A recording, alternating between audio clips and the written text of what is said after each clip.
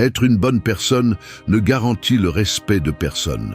Souvent, l'obsession de plaire et de satisfaire devient un piège camouflé en vertu.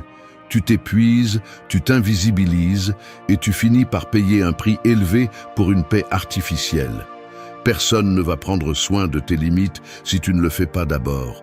Nous vivons dans une culture qui applaudit le sacrifice et l'abandon excessif, mais qui se tait devant le coup psychologique de ceux qui s'oublient pour soutenir les autres.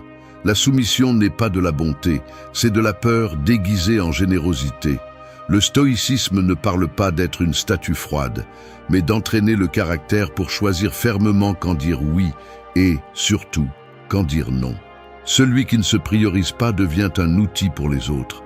Tu n'es pas responsable de porter le monde sur tes épaules, ni de résoudre les vies des autres.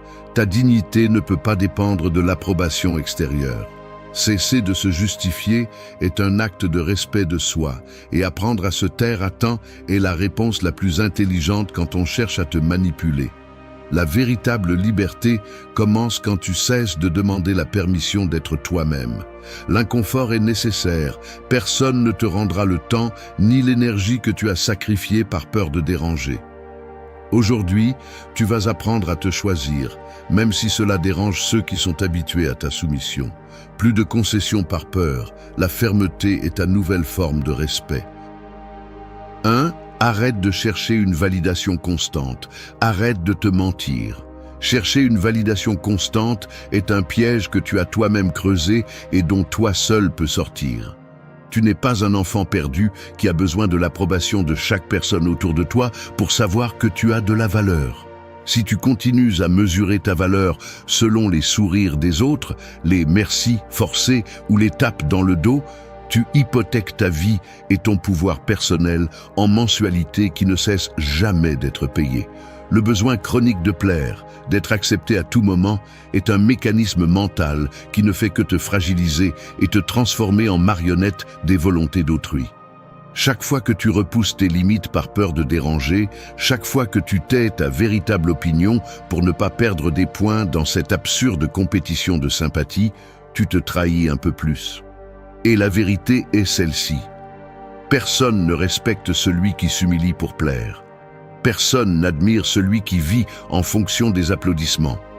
Arrête de te justifier en disant que tu es une bonne personne quand en réalité tu es incapable de dire non par peur du rejet. Ce théâtre ne sert qu'à ce que les autres t'utilisent comme un joker émotionnel, sachant que tu céderas toujours à la moindre pression. Être bon n'est pas se laisser piétiner, ni servir de paillasson pour que les autres nettoient leur frustration. La véritable bonté exige de la force, exige du discernement, exige que tu te mettes en premier quand c'est nécessaire. Ne confonds pas éducation avec servilité, ni empathie avec soumission. Il y a une énorme différence entre aider par générosité et se donner par peur. Si ta paix dépend de l'approbation des autres, tu es esclave d'attentes que tu ne contrôles même pas. La philosophie stoïque est claire. Ta valeur n'est pas négociable, ta dignité non plus. Les stoïques ne cherchaient pas des applaudissements, ils cherchaient la cohérence interne. As-tu du mal à poser des limites? As-tu peur de décevoir? Alors tu dois commencer à entraîner ce muscle inconfortable qui s'appelle dignité. Chaque fois que tu acceptes l'inacceptable juste par peur de déplaire, tu fractures ton caractère. Ce n'est pas de l'humilité. C'est de la faiblesse. Et la faiblesse, au fond, se paie par du mépris, d'abord le tien et ensuite celui des autres. Remercier pour tout, céder toujours, expliquer tes décisions jusqu'à l'épuisement, vivre en fonction de l'humeur des autres. C'est le manuel d'instruction pour une existence médiocre. Tu veux du respect, mais tu te comportes comme quelqu'un de superflu. Tu veux de la liberté, mais tu vis enchaîné à l'opinion des autres. Si tu cherches vraiment l'intelligence émotionnelle, commence par arrêter de demander la permission d'être toi. Personne d'autre ne va te donner ce feu vert que tu désires tant. La validation externe ne remplit jamais le vide intérieur. Elle l'alimente et l'agrandit. Personne ne viendra te sauver de ta propre insécurité. C'est l'une de ces vérités inconfortables. Les gens ne respectent que ceux qui se respectent d'abord. Arrête de perdre du temps à essayer de t'adapter à des moules qui ne te correspondent pas. Arrête de négocier ta paix pour des miettes d'acceptation. Le respect des autres commence toujours par le respect de soi. Tu n'as pas à t'expliquer tout le temps. Tu n'as pas à plaire à tout le monde. Tu n'as pas à être le sauveteur émotionnel de qui que ce soit. Apprendre à dire non, à se taire quand il le faut, à cesser de justifier chaque pas, est le premier acte de rébellion qui te rend le contrôle de ta vie. La validation est une dette impossible à rembourser et plus tôt tu le comprendras, plus vite tu cesseras d'être l'otage des autres. Choisis ta liberté, même si cela te coûte quelques visages fermés. Personne d'autre ne le fera pour toi. 2. Définissez des limites claires et ne les expliquez pas. Il vous arrive quelque chose de simple. On vous demande une faveur que vous n'avez pas envie de faire. Ce n'est pas urgent, ce n'est pas votre responsabilité, mais vous ressentez une pression silencieuse qui vous pousse à dire oui. Vous notez l'inconfort, ce mélange de culpabilité et de peur de décevoir. Et pourtant, vous êtes là, à inventer une excuse, à hésiter, à chercher une raison convaincante qui justifie votre non. Comme si votre refus devait être approuvé, comme si votre droit à avoir des limites dépendait de la compréhension des autres. Souvent, vous n'y parvenez même pas. Vous finissez par accepter, en ingérant le malaise, en accumulant un ressentiment qui se transforme ensuite en fatigue émotionnelle. Et tout cela pour éviter un moment de tension. Quel prix élevé il en coûte de céder son espace personnel pour un instant de paix apparente. Mais le véritable problème n'est pas à l'extérieur, mais dans la croyance intérieure que vous devez expliquer, négocier ou adoucir vos limites pour qu'elles ne semblent pas être une attaque. C'est un piège mental que vous avez appris depuis votre enfance. L'idée que poser des limites est synonyme d'égoïsme, que être ferme est être insensible ou froid.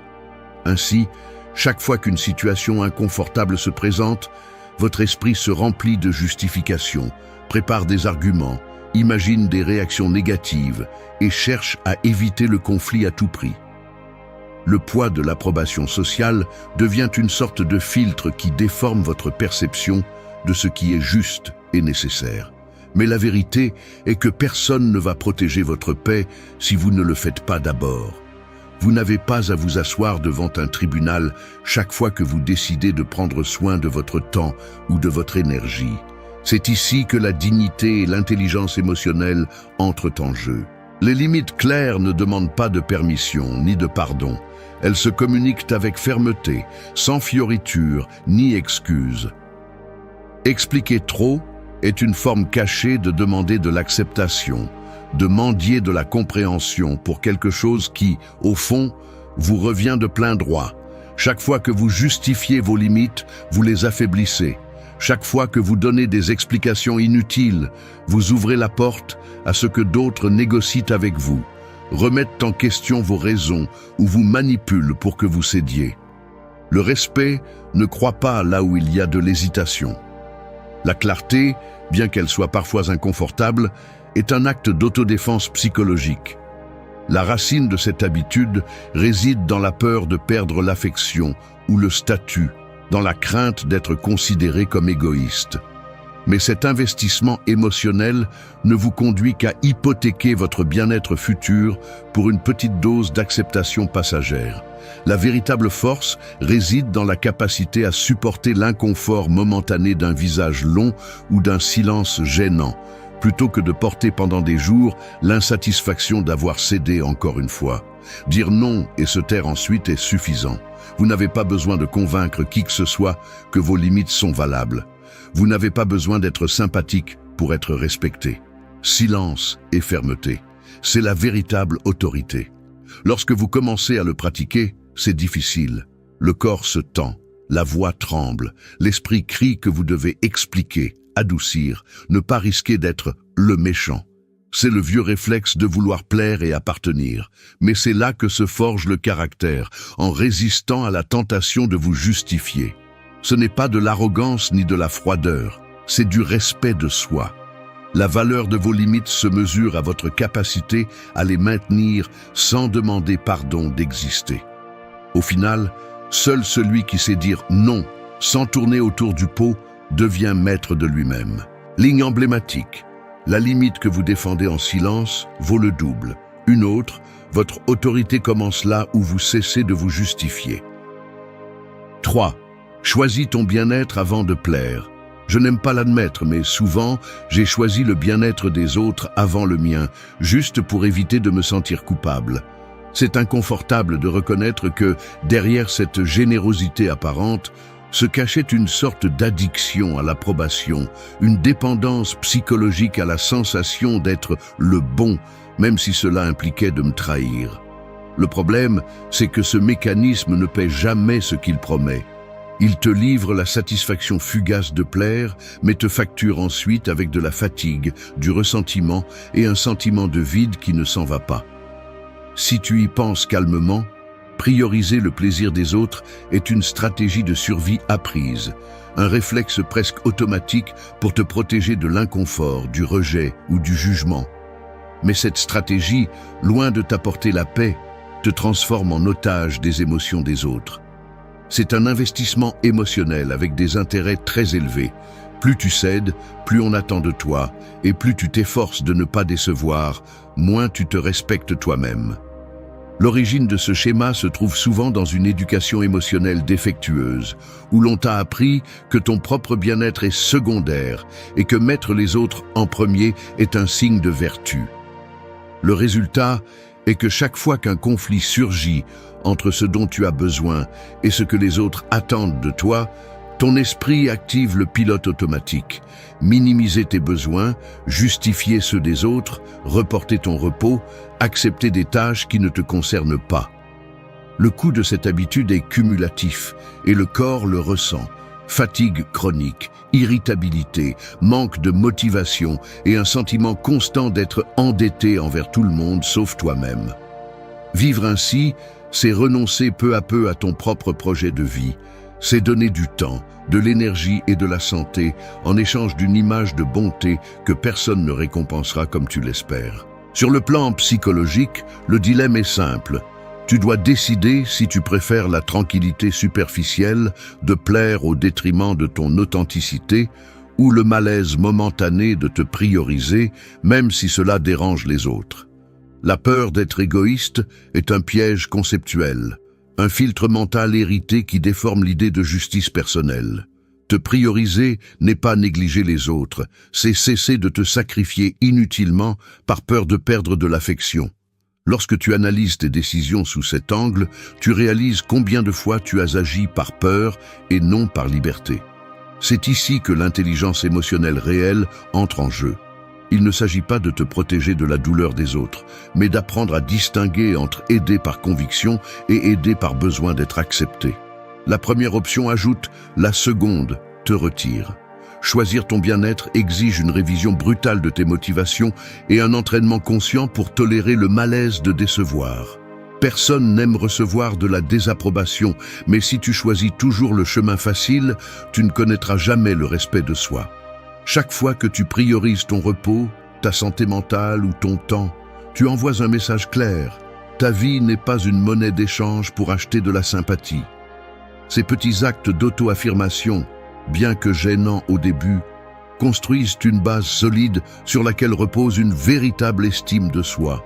La clé est de comprendre que plaire n'est pas une obligation morale et que personne n'a le droit d'exiger ton sacrifice constant.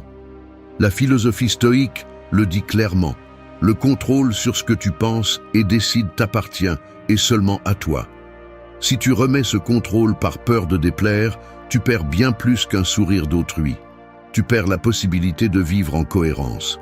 Choisis ton bien-être avant de plaire, même si cela implique des visages fermés ou des jugements silencieux. La vraie paix commence lorsque tu cesses de te trahir pour t'intégrer. Il n'existe pas de dignité sans autodéfense consciente. Phrase emblématique, ton bien-être n'est pas négociable. Une autre, le respect des autres ne compense pas l'abandon de soi. 4. Utilisez le silence comme réponse consciente. Un ascenseur arrêté entre deux étages, silence absolu, seulement le bourdonnement lointain du câble tendu et le clignotement froid du panneau de chiffres. Pas de musique, pas de mots, pas d'échappatoire rapide. Juste cet instant suspendu où le temps s'étire et t'oblige à t'écouter, à sentir le poids de ta respiration et le battement accéléré sous la peau. Utiliser le silence comme réponse, c'est exactement cela. Arrêter le mécanisme automatique des excuses, couper le flux anxieux des mots et rester immobile, mal à l'aise, dans l'espace entre ce qu'on te demande et ce que tu décides. Le silence, bien choisi, est inconfortable pour celui qui l'observe, percutant pour celui qui le maintient. C'est le langage de celui qui n'est plus prêt à offrir des explications, ni à laisser les autres le pousser hors de ses propres limites. Dans la vie réelle, cela se traduit par des gestes concrets. Quelqu'un te lance une demande déguisée en urgence, attend ta réaction docile, mais tu soutiens simplement le regard, sans hâte, laissant le poids de l'attente tomber sur la table. Tes mains restent immobiles, tes lèvres scellées. L'autre commence à s'inquiéter, cherche à remplir l'air de justification, d'arguments, d'allusions, mais tu ne cèdes pas le terrain. Apprendre à utiliser le silence nécessite une maîtrise du corps.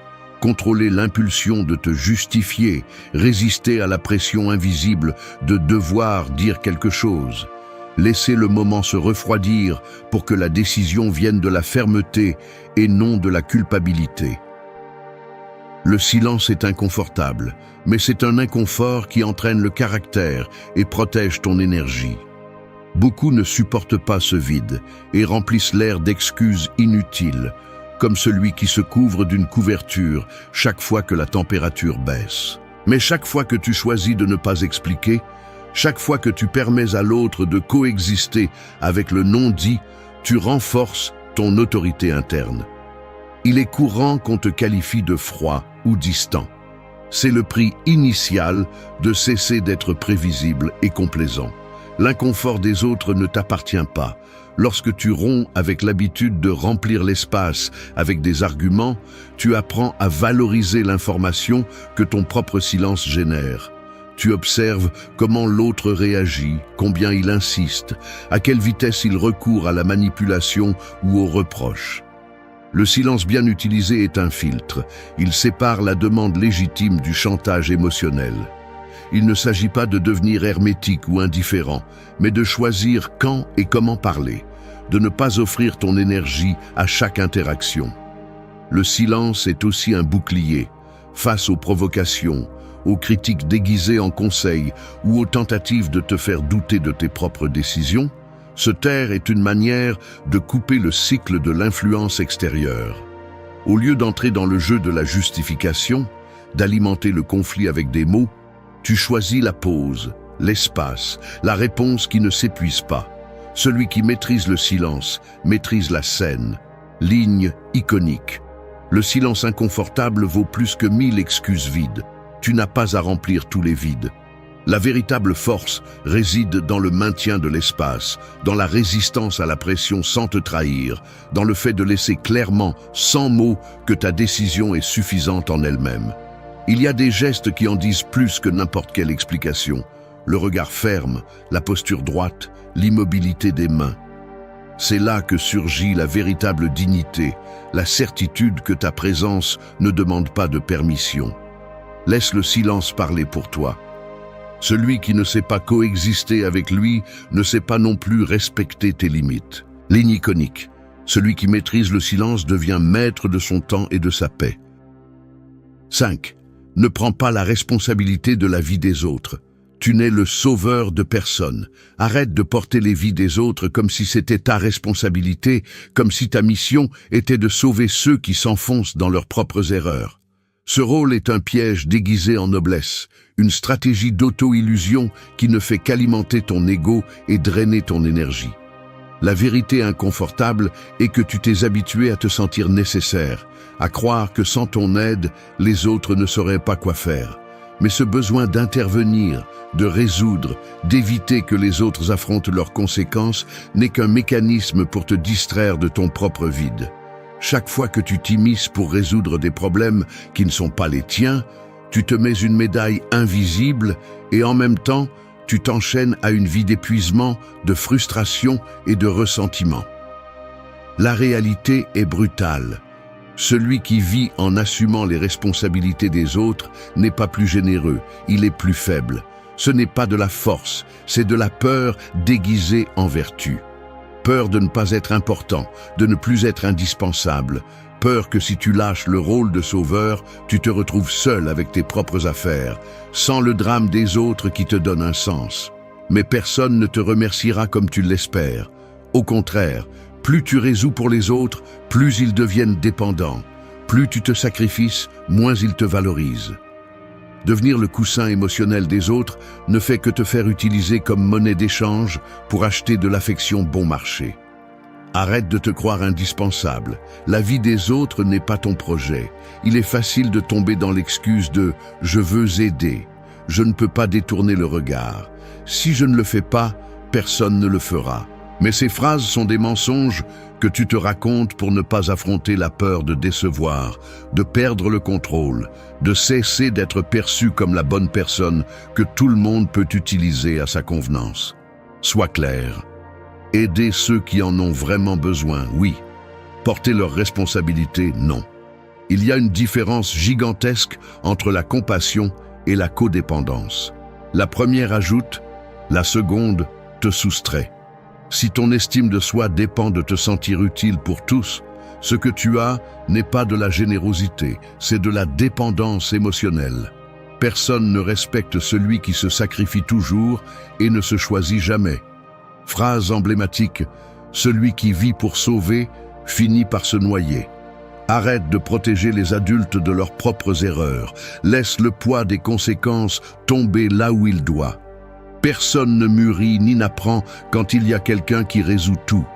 Et si c'est toi qui soutiens, qui amortis, qui bouche les trous des autres, tu retardes seulement la croissance des autres et sabotes la tienne. Ce qui semble être de l'empathie est en réalité de la peur du rejet déguisé en altruisme. Ne te trompe pas. La véritable force réside dans le fait de voir quelqu'un trébucher et, au lieu de courir pour le relever, de faire confiance à sa capacité à se relever seul. Si tu es toujours le filet de sécurité, tu deviens prisonnier des chutes des autres. Ce n'est pas ton rôle. Éloigne-toi du syndrome du sauveur. Arrête de demander la permission de te prioriser. Si quelqu'un se sent mal à l'aise parce que tu cesses de porter sa vie, c'est son problème, pas le tien. La dignité commence lorsque tu lâches le besoin d'être le héros et que tu te choisis toi-même. Phrase emblématique. Ta vie n'est pas la scène des batailles des autres. Celui qui veut vraiment du respect apprend à lâcher la responsabilité qui ne lui revient pas. Tu n'es pas indispensable, tu es libre. 6. Sois juste avec vous-même avant d'être généreux. La justice commence par soi-même, même si cela fait mal à l'admettre. Vous ne pouvez pas parler de véritable générosité si vous passez votre vie à ignorer vos propres besoins, à remettre à plus tard vos désirs et à reléguer votre bien-être au dernier plan. C'est une contradiction brutale. Vous vous efforcez tant d'être juste et disponible pour les autres, mais vous êtes implacable avec vous-même. Vous vous imposez des sacrifices que vous ne demanderiez jamais à personne d'autre. Cette balance déséquilibrée n'est pas une vertu, c'est de l'abandon de soi déguisé en bonté. Ce que vous appelez générosité est souvent une peur d'être égoïste, une peur de ne pas être à la hauteur des attentes, une peur de ne plus être nécessaire. Vous vivez en vous préoccupant de ne pas décevoir, de ne pas déranger, de toujours répondre présent, même si pour y parvenir, vous devez vous trahir un peu chaque jour. La voix intérieure qui vous dit que ce n'est pas si grave, que les autres en ont plus besoin, que vous pouvez supporter, est le mécanisme qui perpétue cette injustice silencieuse. Ainsi, vous devenez le juge le plus sévère de vos propres besoins et le défenseur inflexible de ceux des autres. La racine de ce schéma réside dans une croyance ancienne et profondément ancrée. L'idée que se prioriser est une faute, que penser d'abord à soi est une sorte de péché moral, mais personne ne vous récompense pour vous sacrifier en silence. Au contraire, vous vous habituez à être la ressource facile, le joker qui est toujours là, même lorsque vous ne pouvez plus. Ce système fonctionne par inertie, vous vous retrouvez à résoudre, à accompagner, à céder, et quand enfin vous vous demandez ce dont vous avez besoin, La seule chose qui apparaît est une sensation de vide et de fatigue accumulée. Vous vous êtes tellement entraîné à regarder vers l'extérieur que vous ne reconnaissez même plus le poids de votre propre dette interne. Être juste avec vous-même n'est pas un acte d'égoïsme. C'est une question d'équilibre psychologique et de respect de base. Celui qui ignore ses propres limites finit par faire payer les autres sous forme de ressentiment, d'épuisement ou de reproches déguisés en bonté. Être juste avec vous-même exige de revoir la façon dont vous vous parlez, dont vous vous jugez et dont vous vous permettez de vous reposer, d'échouer ou de dire non sans sentir que vous devez quelque chose au monde. Il ne s'agit pas d'abandonner la générosité, mais de comprendre que vous ne pouvez pas donner ce que vous n'avez pas, ni offrir une énergie qui ne vous reste pas, ni résoudre les vies des autres au détriment de la vôtre. Cet ajustement mental est inconfortable car il oblige à affronter la question que vous évitez le plus. Quelle part de votre générosité est authentique et combien est un mécanisme pour masquer votre peur de ne pas valoir si vous cessez d'être utile? La véritable générosité ne peut surgir que de quelqu'un qui est en paix avec lui-même. Pas de celui qui utilise le sacrifice pour remplir un compte émotionnel toujours dans le rouge. Prendre soin de soi est un acte de justice fondamentale. Ligne emblématique. Personne ne va vous rendre ce que vous vous refusez vous-même. La philosophie stoïque insiste sur ce point. La véritable vertu commence par l'autogouvernance. Vous ne pouvez pas être juste à l'extérieur si vous êtes implacable et injuste à l'intérieur. Vous ne pouvez pas prêcher l'empathie si votre dialogue interne est pure exigence et culpabilité. La justice envers vous-même est le premier filtre. C'est seulement à partir de là que vous pouvez choisir quand donner, comment aider et jusqu'où accompagner sans vous perdre dans le processus. Et oui, apprendre à être juste avec vous-même va déranger ceux qui étaient habitués à votre disponibilité illimitée. Qu'il en soit ainsi. Votre dignité n'est pas négociable, votre bien-être non plus. Soyez juste avec vous-même avant d'être généreux. Même si cela implique de décevoir ceux qui s'attendaient à continuer à vous demander des sacrifices silencieux. Le respect de soi se construit ainsi, en se choisissant sans demander pardon. Ligne emblématique, justice personnelle avant sacrifice chronique. 7. Priorise ta dignité plutôt que l'approbation. Tu arrives à une réunion de famille et presque sans t'en rendre compte, tu te retrouves à accepter des commentaires sur ta façon de vivre, tes décisions, même tes silences. Quelqu'un donne son avis sur ton travail, un autre remet en question ton dernier choix personnel et l'ambiance se remplit de petites évaluations déguisées en intérêt. Ton premier réflexe est d'acquiescer, de sourire, d'adoucir le moment pour ne pas créer de tension ni te sentir hors de place. Mais chaque fois que tu avales une gêne, chaque fois que tu baisses la tête pour éviter une discussion minime, ce que tu fais réellement, c'est mettre ta dignité au second plan et donner la priorité à l'approbation de ceux qui t'entourent. Le mécanisme est simple et profondément ancré. On t'a conditionné à penser que plaire est plus important que d'être fidèle à toi-même, que faire plaisir au groupe est une bouée de sauvetage social que tu ne peux pas lâcher. Mais cette habitude, devenue réflexe, finit par éroder ta perception de toi-même jusqu'à ce que ta présence devienne négociable et ton jugement malléable par l'opinion des autres. Si tu analyses le processus, le désir d'approbation n'apparaît pas de nulle part. Il a des racines dans le besoin d'appartenir et dans l'insécurité apprise dès le plus jeune âge. Tu ne veux pas détonner. Tu préfères éviter le jugement et le rejet, même si cela implique de céder de petits territoires internes. Le problème est que chaque concession t'éloigne un peu plus de ta propre cohérence. La dignité ne se perd pas dans de grands drames, mais dans ces gestes quotidiens où tu choisis de garder le silence sur ce que tu penses, d'accepter ce que tu ne veux pas, ou de déguiser ton inconfort pour ne pas être perçu comme l'étrange ou le problématique. Ainsi, l'approbation devient une monnaie d'échange et tu t'habitues à en payer le prix avec tes propres principes. Cet investissement ne rapporte pas, Ce que tu gagnes est une paix superficielle, une illusion d'appartenance qui n'est jamais suffisante car elle dépend de facteurs que tu ne contrôles pas. La conséquence de prioriser l'approbation sur la dignité est une sorte d'érosion interne. Tu perds ton centre, tu cesses de te reconnaître, et le respect de soi se dilue jusqu'à ce qu'il ne reste que le masque fonctionnel que tu portes en société. L'estime de soi ne survit pas longtemps lorsque tu la laisses entre les mains des autres. Et c'est ici qu'intervient l'analyse stratégique. Tu dois identifier les points de fuite, ces moments où le désir d'être accepté te pousse à te trahir.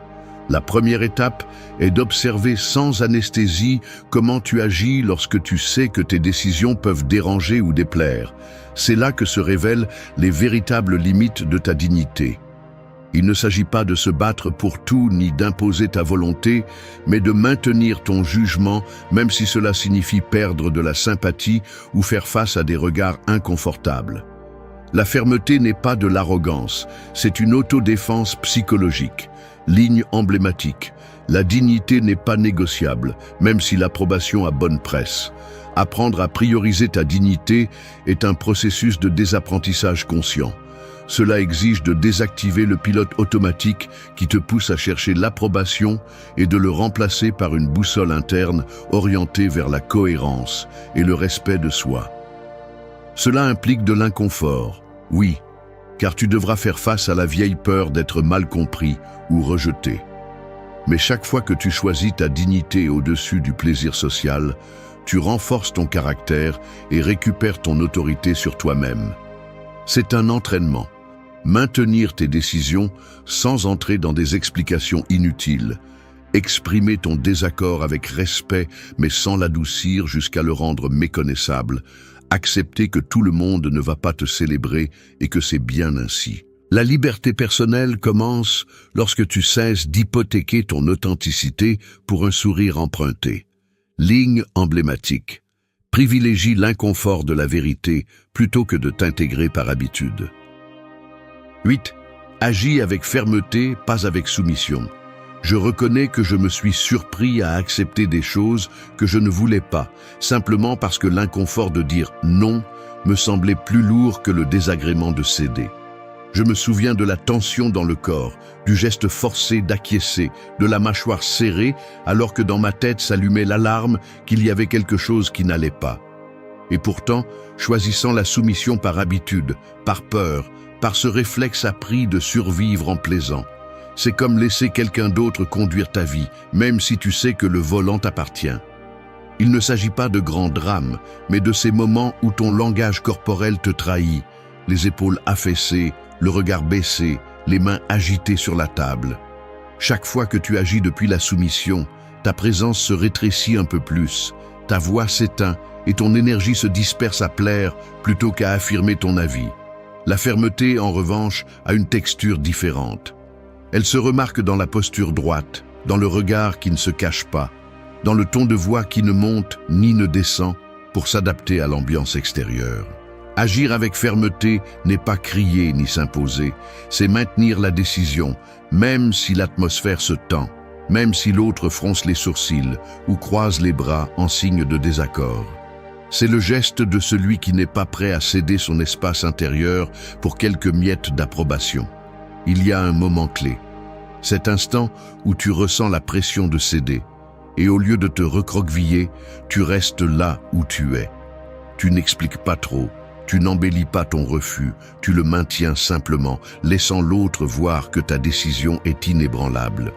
C'est ainsi que l'on entraîne la dignité, en supportant le poids du silence, en tolérant l'inconfort des autres sans l'absorber comme une responsabilité personnelle. L'habitude de la soumission se nourrit de petits gestes quotidiens. Le oui que tu voulais être un non, le sourire qui cache le malaise, l'excuse inutile pour éviter un frottement. Mais la fermeté se forge aussi dans des détails simples. Maintenir le dos droit, regarder en face, parler en phrases courtes et claires. La sécurité se transmet plus parce que tu ne cèdes pas que parce que tu expliques. Ceux qui t'entourent le perçoivent. L'énergie change, le traitement s'ajuste. Le respect grandit à mesure que tu cesses de demander la permission d'avoir ton propre avis. Personne ne peut respecter celui qui plie sous la moindre pression. Le respect se construit à partir de la cohérence, pas de la complaisance. Ne confonds pas fermeté avec froideur. La fermeté est clarté, pas rigidité. C'est la capacité de reconnaître tes limites, de choisir quand t'aider et quand te retirer, d'écouter sans laisser l'opinion des autres submerger ton propre jugement. Dans la pratique, cela se ressent comme un contrôle interne, comme si le centre de gravité était en toi et non chez les autres. C'est une autorité silencieuse, sans besoin de te justifier ni d'élever la voix. Celui qui agit avec fermeté occupe de l'espace sans envahir, marque sa présence sans écraser. La véritable autorité est silencieuse, mais elle se ressent dans l'air. Personne ne l'accorde, tu la construis chaque fois que tu choisis de ne pas te trahir.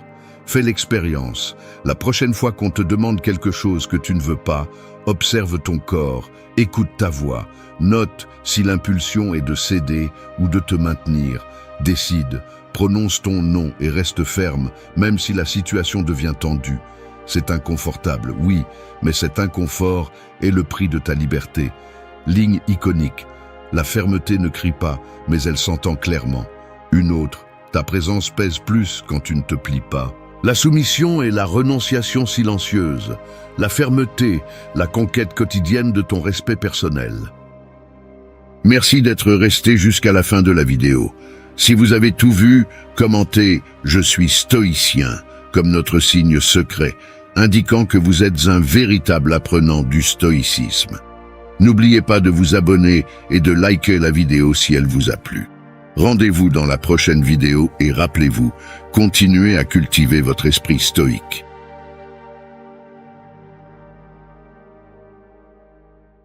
Il y a une vérité inconfortable qui est rarement exprimée à voix haute. Dans le monde réel, être traité avec respect ne dépend pas toujours de ton éducation, de ton âge ou de ton apparence. Parfois, il suffit de croiser la mauvaise personne au mauvais moment pour ressentir le poids brutal de la grossièreté publique. Nous avons tous ressenti ce coup sec, un commentaire chargé de poison, un regard qui cherche à humilier, une provocation lancée comme si tu avais l'obligation de perdre le contrôle. Le réflexe le plus courant est de répondre avec fureur ou d'encaisser la colère. Mais ces deux chemins ont un coût psychologique qui s'accumule et fracture le caractère avec le temps.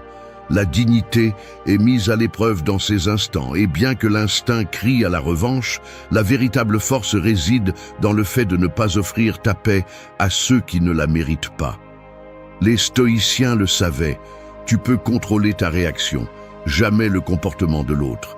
Si chaque attaque te tire vers le bas, tu deviens prisonnier d'inconnus. Si tu entraînes la sérénité, chaque provocation devient une occasion de démontrer ta discipline. Il ne s'agit pas d'être indifférent ni de faire semblant que la grossièreté ne fait pas mal, mais de l'affronter avec des mécanismes mentaux qui empêchent le poison des autres de pénétrer ton estime de soi. Aujourd'hui, je vais te montrer comment protéger ta sérénité sans perdre un gramme d'autorité. Je te promets ceci, la prochaine fois que quelqu'un cherchera à te briser en public, tu auras les outils pour choisir le calme et non la réaction automatique. La dignité ne se négocie pas, elle se défend en silence. 1. Fais une pause avant de répondre. La vérité est dure, la plupart des gens réagissent comme un animal acculé face à l'impolitesse des autres, sans filtre, sans pause et sans la moindre intention de contrôler leur réponse. Je te le dis franchement, chaque fois que tu sautes sur le premier impulsion, tu renonces à ton intelligence et tu remets ta dignité sur un plateau. Tu n'es pas un automate, mais tu agis comme si tu avais des fils au lieu de bon sens. Ce qui se passe à l'extérieur ne te définit pas, mais ce que tu choisis d'en faire révèle exactement le type de personne que tu es. Arrête de te mentir en pensant que tu as perdu le contrôle à cause des autres. La seule vérité est que tu ne l'as jamais entraîné. Combien de fois vas-tu encore te justifier en disant que c'est sorti de ton âme ou que n'importe qui aurait réagi de la même manière? C'est la mentalité de celui qui est en dette avec lui-même. la dette de ne jamais avoir pris au sérieux le travail de renforcer l'autocontrôle. Fais une pause avant de répondre.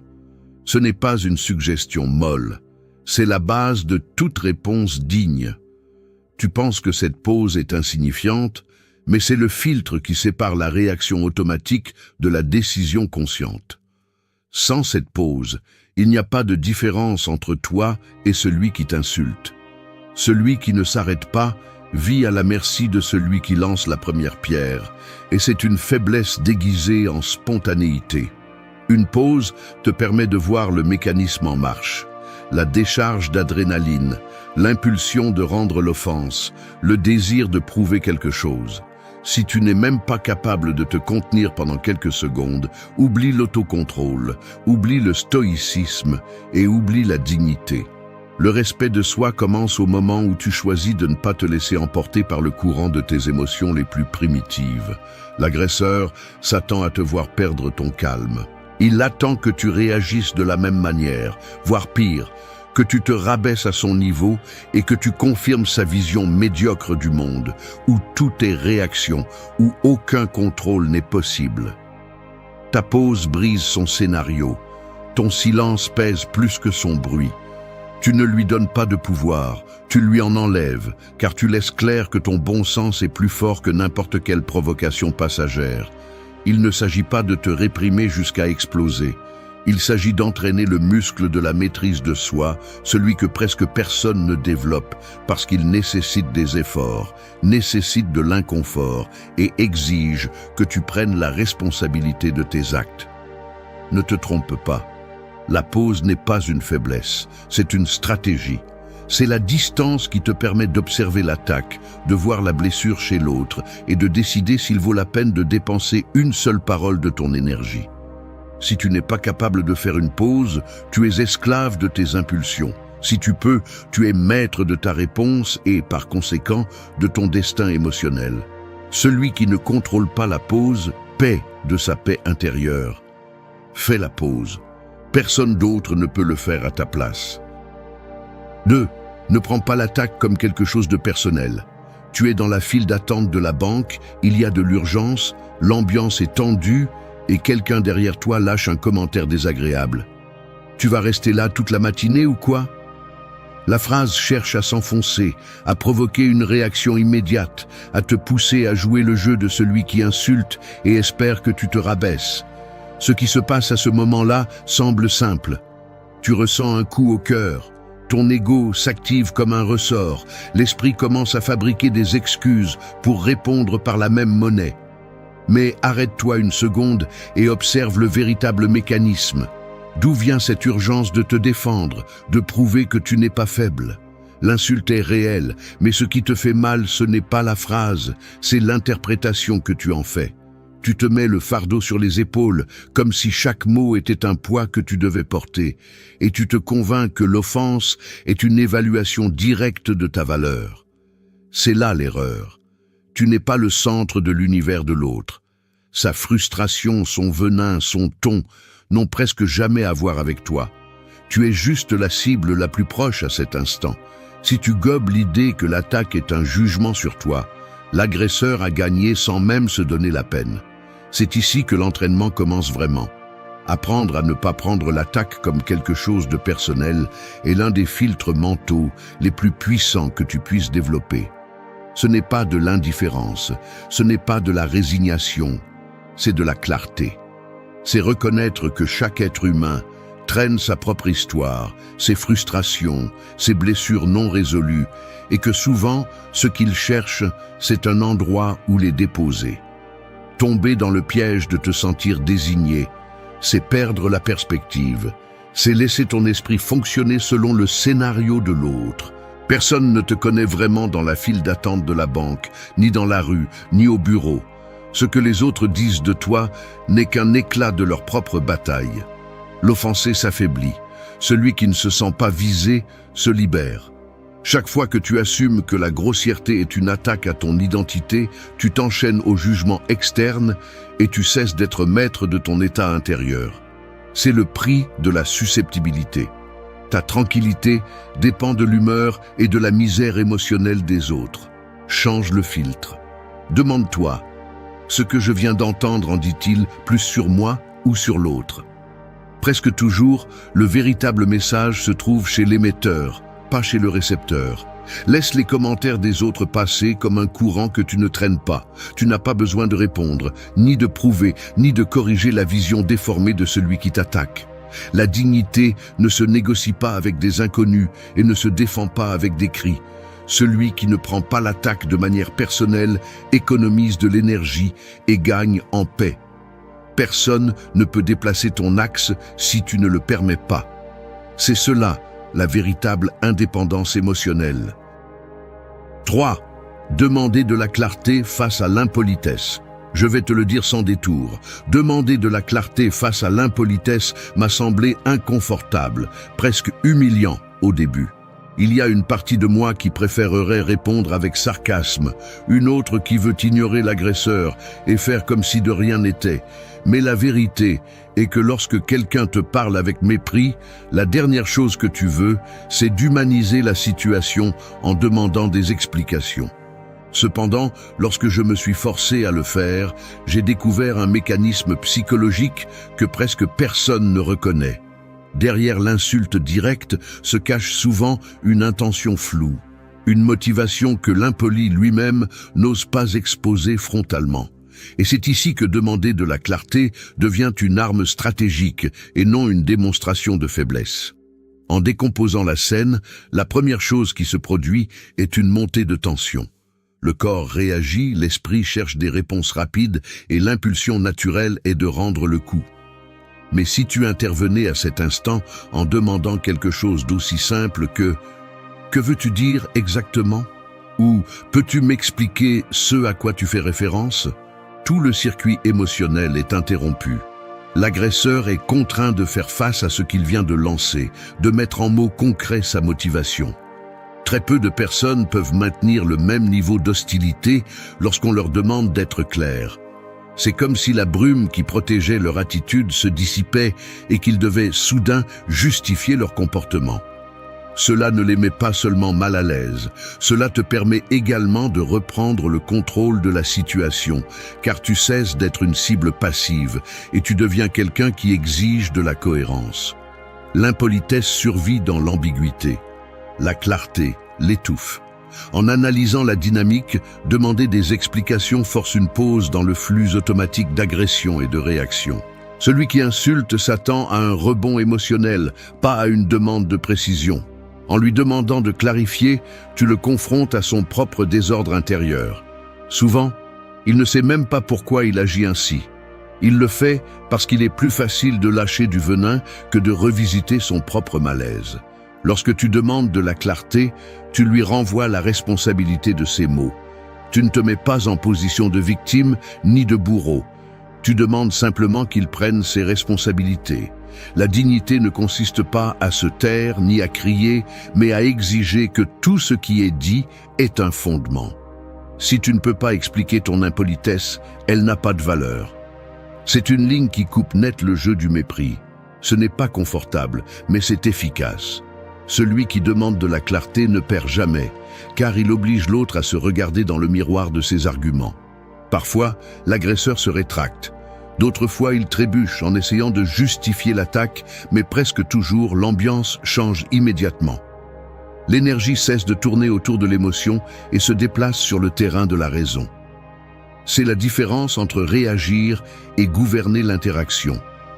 Ne te contente pas d'absorber des coups verbaux, ni de les rendre. Exige des explications. C'est le filtre qui sépare la critique valable de la décharge émotionnelle d'autrui. Demander de la clarté est une dignité en action. 4. Remercie et suis ton propre chemin. Tu traverses la ville comme on traverse un marché bondé, des voix, des poussées, des gestes brusques, des regards qui rebondissent sans s'arrêter. La grossièreté publique ressemble à ces mains qui essaient de se glisser dans tes poches, cherchant à te voler ta tranquillité sans que tu t'en rendes compte. Il y a une réaction automatique qui se ressent dans l'estomac, une chaleur dense, une tension qui monte dans la gorge. Mais il existe aussi une autre option, beaucoup moins utilisée. Accepter le frottement, remercier mentalement le signal que tu ne veux pas devenir la même chose, et continuer ton chemin comme si rien ne pouvait te détourner de ta direction. Il ne s'agit pas de résignation ni de faire semblant d'être de pierre. Il s'agit de ne pas donner de pouvoir à un inconnu qui décide de croiser ton chemin.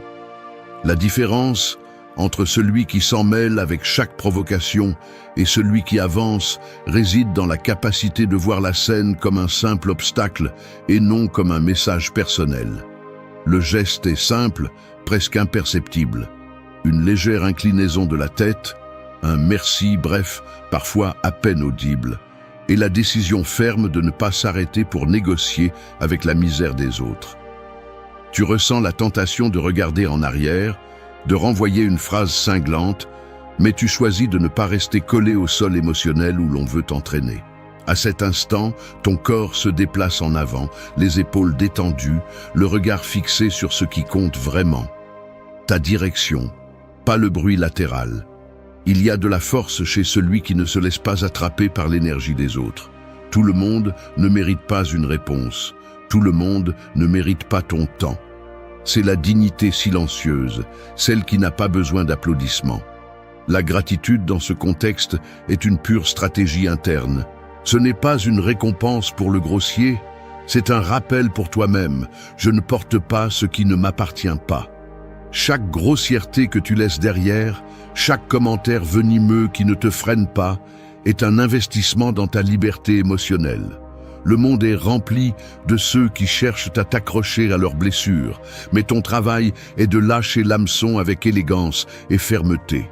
Remercier et avancer est l'art de choisir tes batailles, de savoir que la véritable indépendance ne se mesure pas au nombre d'insultes auxquelles tu réponds, mais au nombre que tu laisses tomber sans te contaminer. Il n'y a aucun mérite à s'en mêler avec quiconque croise ton chemin de manière désagréable. Il y a du mérite à avancer, intact, en montrant que ton énergie n'est pas à vendre. La paix t'appartient seulement si tu décides que personne d'autre ne l'administre. N'accepte pas les fardeaux des autres. Remercie l'avertissement et suis ton propre chemin. C'est cela la maturité, c'est cela la force entraînée. 5. Établis des limites sans perdre ton calme. Celui qui ne sait pas poser des limites est complice de son propre maltraitement. C'est aussi simple que cela. Il n'y a rien de plus pathétique que de voir quelqu'un se laisser piétiner, se taisant par peur de déranger ou par terreur de perdre l'approbation d'inconnus. Tu veux du respect? Commence par te l'exiger à toi-même. La plupart préfèrent avaler l'inconfort plutôt que de marquer un arrêt, car ils ont peur du conflit, ou pire encore, parce qu'ils ont appris à normaliser l'abus déguisé en fort caractère ou personne difficile. Laisse-moi te le dire clairement, personne ne respectera tes limites si tu n'es pas capable de les défendre sans hésitation. L'autocontrôle ne consiste pas à tout supporter avec un air de martyr, mais à montrer par des actes et des mots qu'il y a un point où ta dignité n'est pas négociable. Celui qui se tait par habitude finit par accumuler du ressentiment comme une dette émotionnelle qui, tôt ou tard, se rembourse avec des intérêts sous forme d'explosion ou d'humiliation. La dignité n'est pas un ornement, c'est une limite opérationnelle. Ne confonds pas le calme avec la soumission. Garder son calme ne signifie pas avaler les déchets des autres, ni tolérer des manques de respect comme si tu étais un conteneur de frustration d'autrui. Le vrai calme est celui qui met un frein sans crier, c'est celui qui regarde l'autre et d'une voix ferme et sans trembler dit « Ici, tu t'arrêtes ». Il n'est pas nécessaire d'expliquer ou de justifier ta limite. Ceux qui exigent que tu justifies ton droit au respect cherchent simplement un espace pour continuer à franchir la ligne. La limite ne se demande pas, elle se marque. Et si l'autre personne se fâche, qu'elle fasse face à son propre malaise. Tu n'es ni thérapeute, ni sac de frappe pour qui que ce soit. Chaque fois que tu restes silencieux, tu envoies le message que ton espace et ton temps sont en promotion. Chaque fois que tu reportes la limite, tu t'entraînes à la faiblesse. Mets le frein avec clarté, sans fioriture ni menace. Il n'est pas nécessaire de hausser la voix. Mais il faut faire comprendre qu'il y a des conséquences. Je n'accepte pas ce traitement. Ne me parle pas de cette manière, ou simplement t'éloigner sans donner d'explication. Le respect ne se négocie pas lors de débats d'une demi-heure. Ce que tu permets se répète. Si aujourd'hui tu tolères un manque, demain il te sera 2 fois plus difficile de te maintenir debout. Les excuses du type « je ne voulais pas faire de scandale » ou « ça ne vaut pas la peine de discuter » sont le prétexte de ceux qui préfèrent la fausse paix à la véritable estime de soi. Arrête de te cacher derrière la courtoisie lâche. La limite est le cadenas de la dignité. Si tu ne le fermes pas, personne ne le fera pour toi. N'aie pas peur de déranger l'autre. Crains plutôt de te conforter pour toujours dans le rôle de celui qui se laisse entraîner.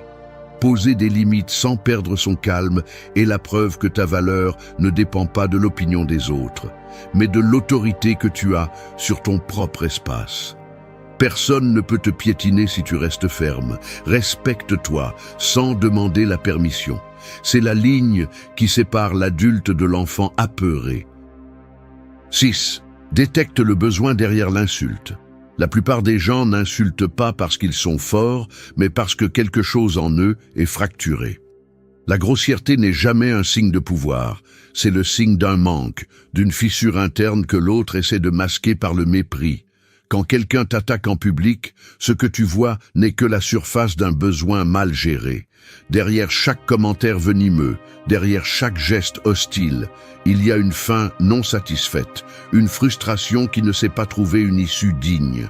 La réaction automatique est de le prendre comme une attaque personnelle, mais si tu prends le temps de regarder plus profondément, tu commences à voir le véritable mécanisme.